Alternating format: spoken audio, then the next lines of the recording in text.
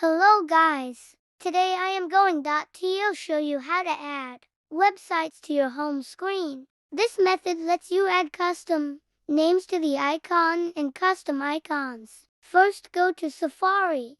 Then go to the website you want to add to your home screen. Click the share button. Scroll down until you see a bookmark. Click on it. Name it. Now click Save. After that, find the image you want your app icon to be.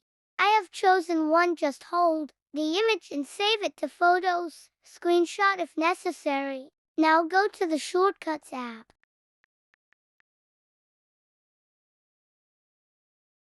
Now click the plus icon on the top. Make a name for your shortcut.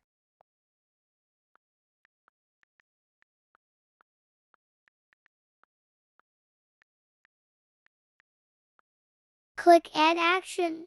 Now in the Open Bookmark action, search it up if necessary. Now click on Bookmark next to Open, and choose the bookmark you just added. When you chose it, click the arrow icon next to the title. Then click Add to Home Screen. Now with the icon that you saved.